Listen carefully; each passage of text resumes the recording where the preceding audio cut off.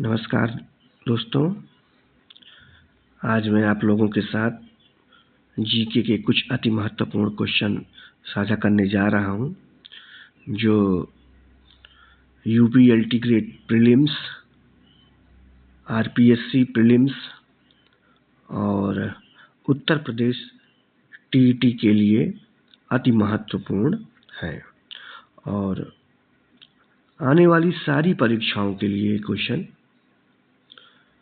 महत्वपूर्ण है, इसलिए ध्यान से देखेंगे।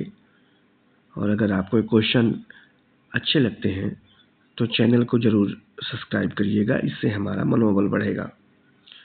तो बिना देर करते हुए दोस्तों शुरू करते हैं क्वेश्चन नंबर 1 से। शुद्ध सोना कितने कैरेट का होता है? शुद्ध सोना कितने कैरेट का होता है? तो दोस्तों शुद्ध सोना जो हमारा है वो 24 कैरेट का होता है।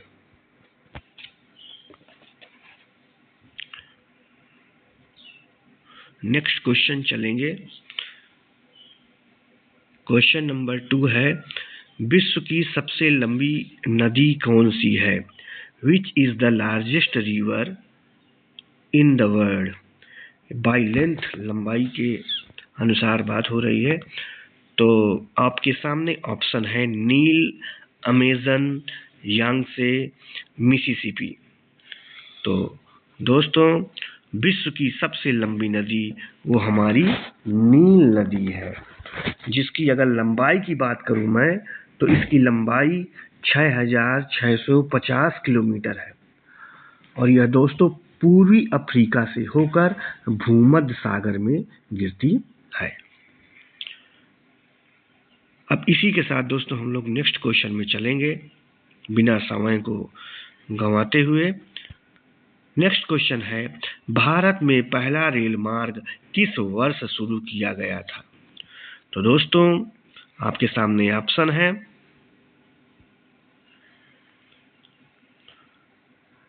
तो जैसा कि हमको पता है कि भारत में पहला रेल मार्ग वो 16 अप्रैल 1853 ईस्वी को शुरू किया गया था और जो हमारी पहली ट्रेन है यह मुंबई के बोरी बंदर और ठाणे के बीच लगभग 34 किलोमीटर की दूरी से तय किया और इस ट्रेन को खींचने वाले इंजन का नाम साहिब, सिंध और सुल्तान था।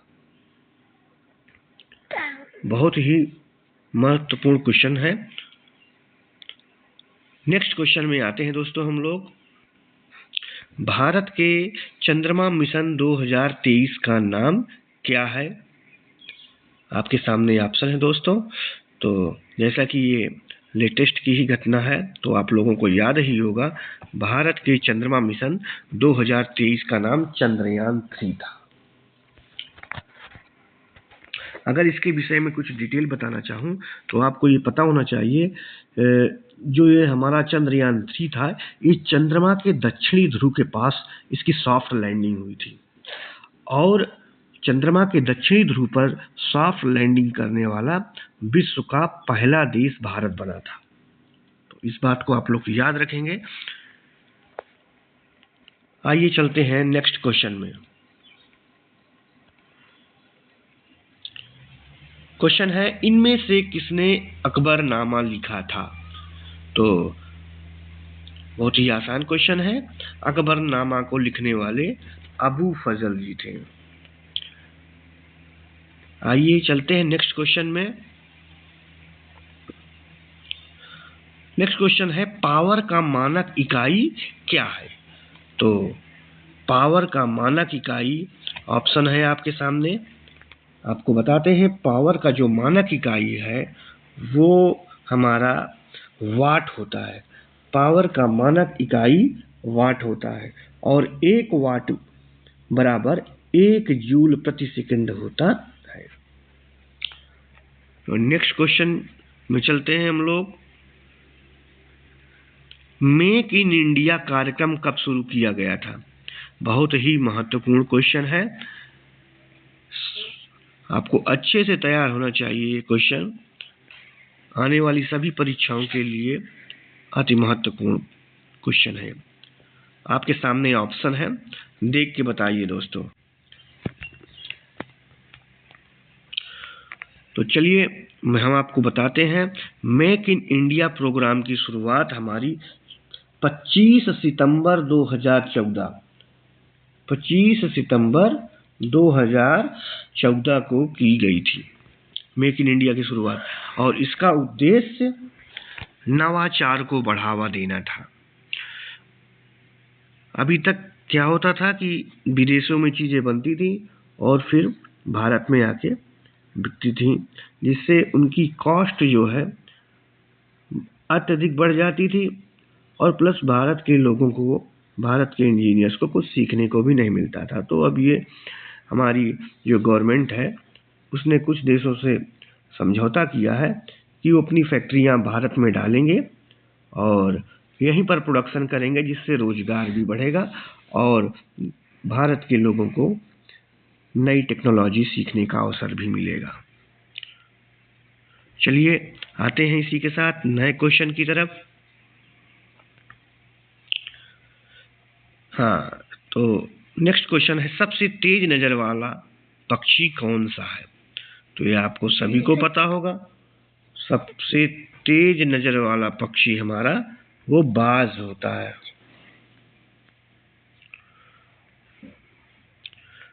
चलिए नेक्स्ट क्वेश्चन में आते हैं। नेक्स्ट क्वेश्चन है, गीतांजलि किनके द्वारा लिखा गया था? चलिए बताइए, हमारे सामने ऑप्शन है, रविन्द्रनाथ टैगोर, विपिन चंद्र पाल, अमृत कौर प्रीतम, मुंशी प्रेमचंद्र। तो हम सभी को पता है कि जो गीतांजलि है उसको लिखने वाले रविन्द्रनाथ टैगोर जी हैं। और गीतांजलि के बारे में अगर हम बात करें तो ये रविन्द्रनाथ टैगोर द्वारा कविताओं का एक संग्रह है और इसके लिए 1913 में इनको साहित्य का नोबेल पुरस्कार भी दिया गया था। तो बहुत ही महत्वपूर्ण क्वेश्चन है, कई परीक्षाओं में आ भी चुका है। अगर क्वेश्चन ऐसे भी पूछ सकता है कि रविन्द्रनाथ टैगोर को किस वर्ष साहित्य का नोबेल पुरस्कार मिला था, तो आपको ये याद रखना है कि जो रविन्द्रनाथ टैगोर जी हैं उनको 1913 में गीतांजलि के लिए साहित्य का नोबेल पुरस्कार मिला था। गीतांजलि क्या है? ये कविताओं का एक संग्रह है। चलिए नेक्स्ट क्वेश्चन में आते हैं हम लोग।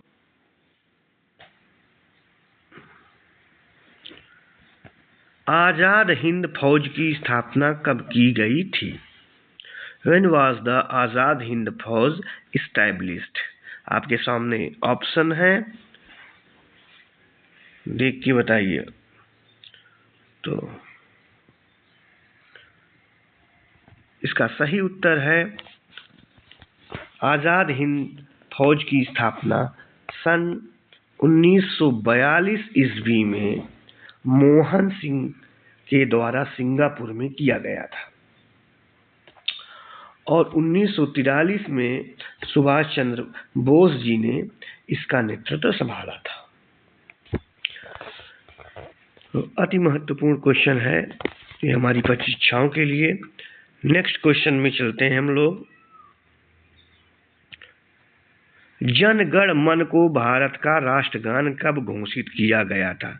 बहुत ही प्यारा क्वेश्चन है। जन गण मन को भारत का राष्ट्रगान कब घोषित किया गया था? तो आपके सामने ऑप्शन है 1950, 1947, 1952, 1962।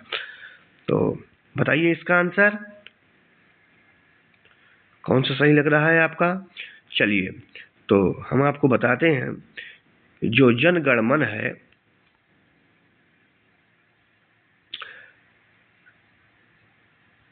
24 जनवरी सन 1950 ईस्वी को, 24 जनवरी सन 1950 ईस्वी को इसको राष्ट्रगान घोषित किया गया था भारत का। और रविन्द्रनाथ टैगोर जी ने इसको बांग्ला भाषा में लिखा था। बाद में इसका हिंदी संस्करण अपनाया गया और पहली बार 27 सितंबर 11 के कांग्रेस के कलकत्ता अधिवेशन में इसको गाया गया था।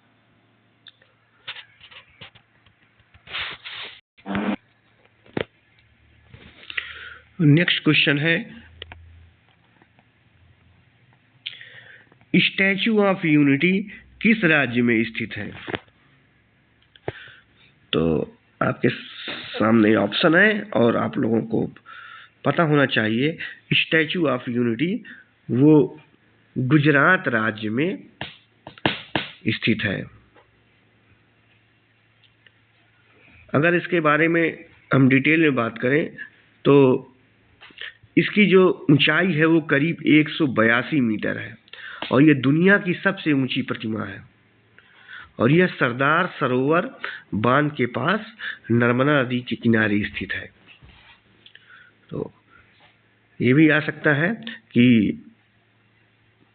जो हमारा स्टैच्यू ऑफ यूनिटी है वो किस नदी के पास है या किस बांध के पास है।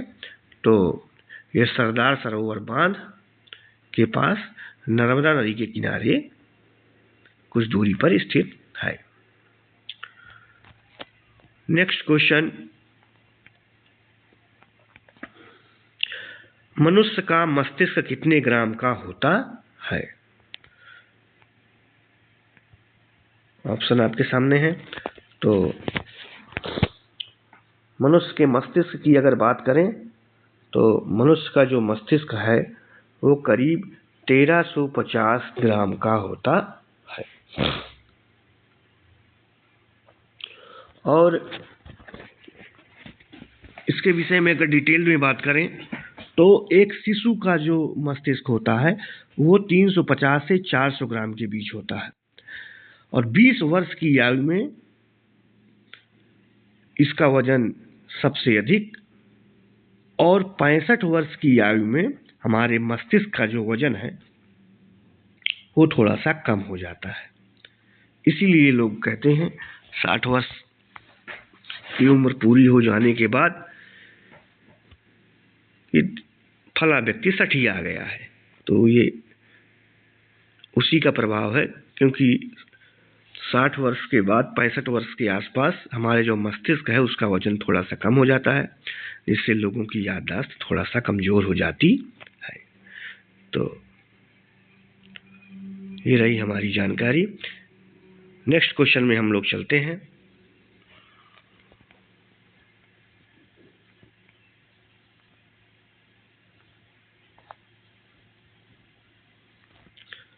कौन सा एक केंद्र शासित प्रदेश है? असम, चंडीगढ़, मध्य प्रदेश, कर्नाटक।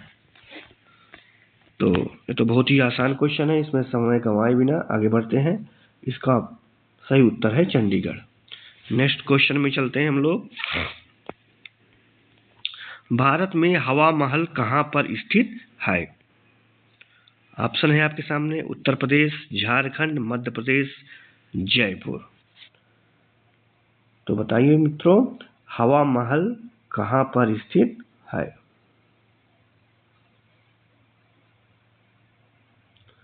तो इसका जो सही उत्तर है वो हमारा जयपुर है। जो हमारा हवा महल है वो जयपुर शहर में स्थित है। अगर इसके विषय में डिटेल्स में बात करें तो जो ये हमारा हवा महल है इसको महाराजा सवाई प्रताप सिंह ने सन 1799 ईस्वी में बनवाया था। इसका उद्देश्य था कि शाही परिवार की जो महिलाएं हैं वो बिना दिखे सड़क पर होने वाली गतिविधियां देख सकें, और इसमें अनगिनत झरोखे हैं। तो नेक्स्ट क्वेश्चन में हम लोग चलते हैं।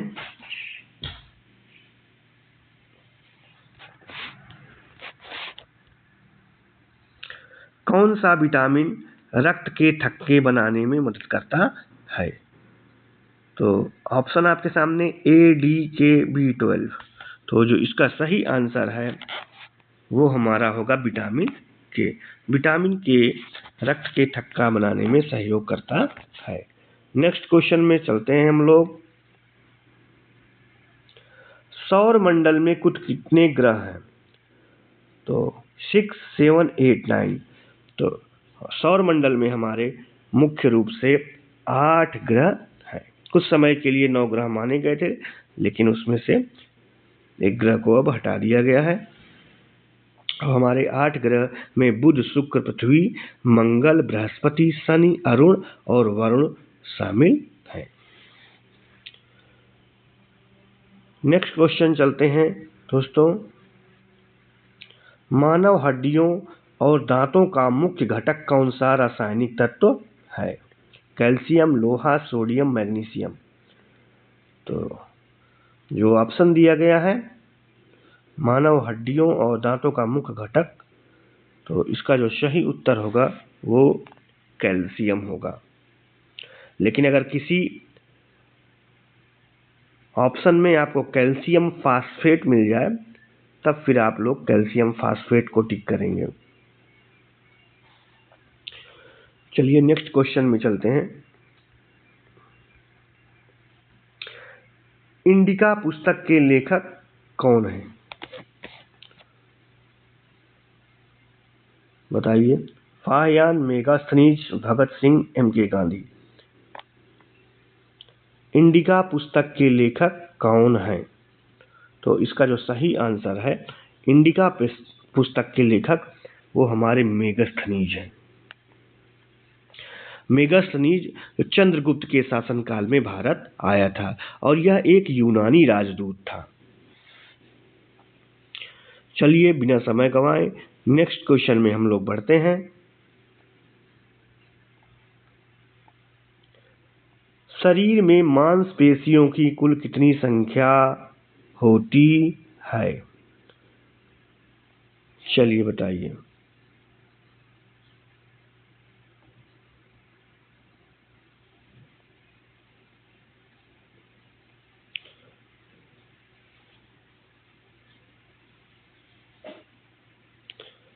तो मनुष्य के शरीर में मांसपेशियों की संख्या वो हमारे 650 से भी ज्यादा होती है। तो इसका जो ऑप्शन है वो थोड़ा सा कंफ्यूजिंग है, तो हम लोग 625 के साथ जाएंगे।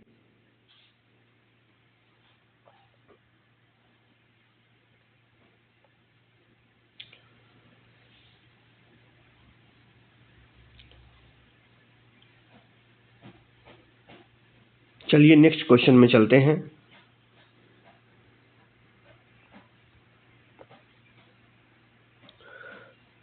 मनुष्य ने सर्वप्रथम किस जंतु को अपना पालतू बनाया?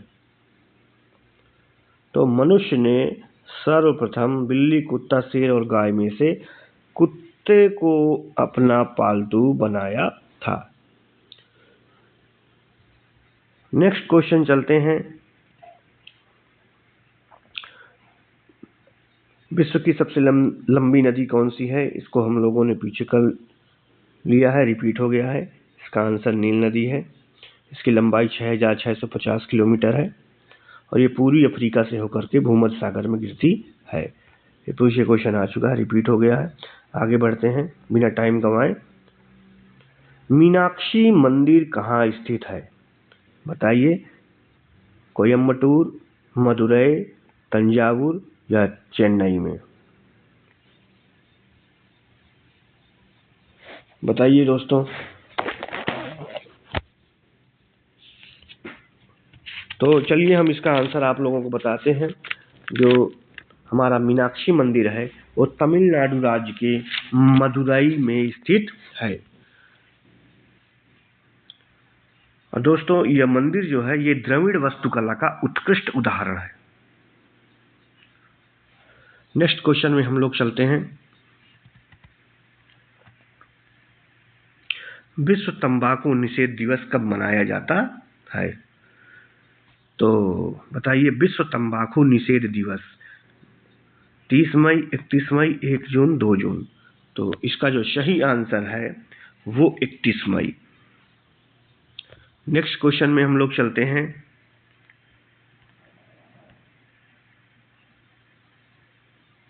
पहाड़ों की रानी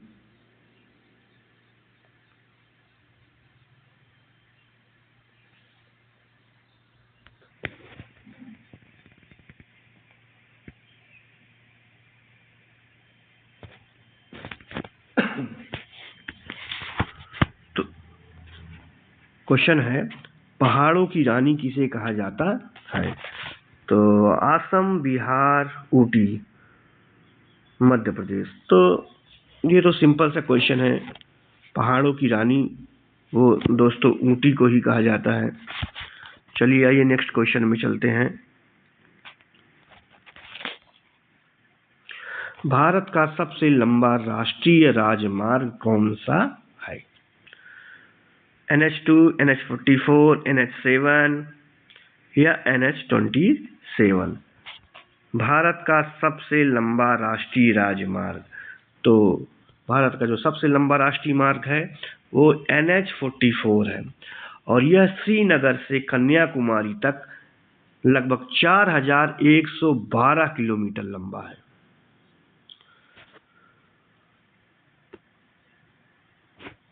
आइए नेक्स्ट क्वेश्चन में चलते हैं।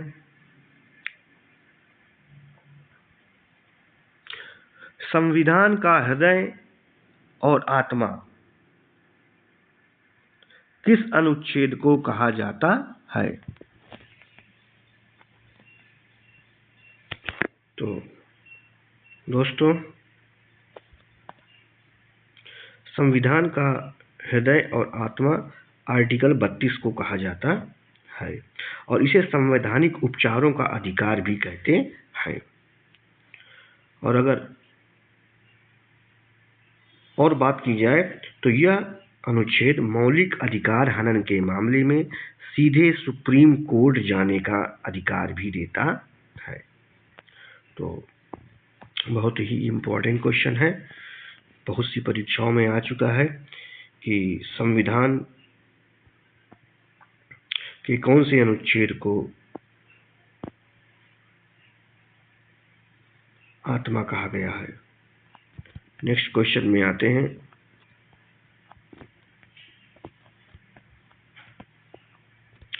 भारत के मिसाइल मैन के नाम से किसे जाना जाता है?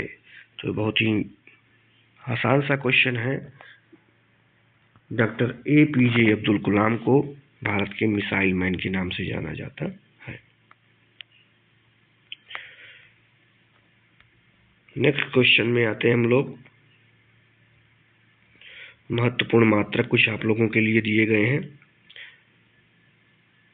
एम्पियर ये विद्युत धारा का मात्रक है। ओम विद्युत प्रतिरोध का मात्रक है। मेहो ये विद्युत चालकता का मात्रक है। कैलोरी ऊष्मा का मात्रक है।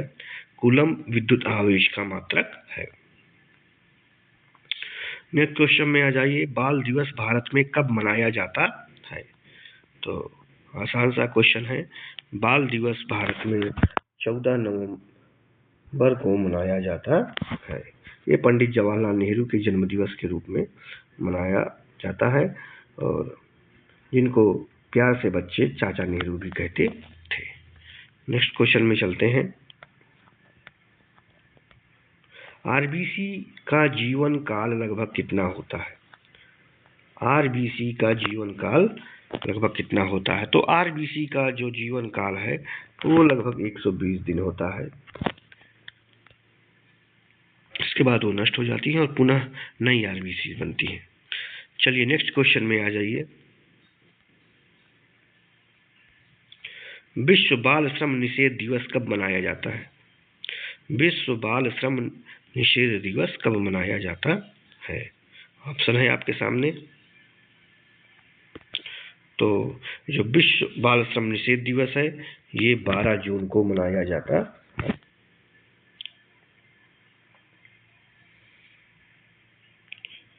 नेक्स्ट क्वेश्चन आ जाइए। जनरल साइंस के कुछ क्वेश्चन हैं। आयरन सर्वाधिक पाया जाता है तो पालक पत्ता में। मीना माता रोग होता है जल में। ऑपरेशन फ्लड संबंधित है दुग्ध विकास से। भारत में हरित क्रांति के जन्मदाता हैं MS स्वामीनाथन। सेल्यूलोज बना होता है ग्लूकोज का। ग्रीन हाउस प्रभाव उत्पन्न करती है कार्बन डाइऑक्साइड गैस। ये कुछ वन लाइनर क्वेश्चन आपके लिए इम्पोर्टेंट है।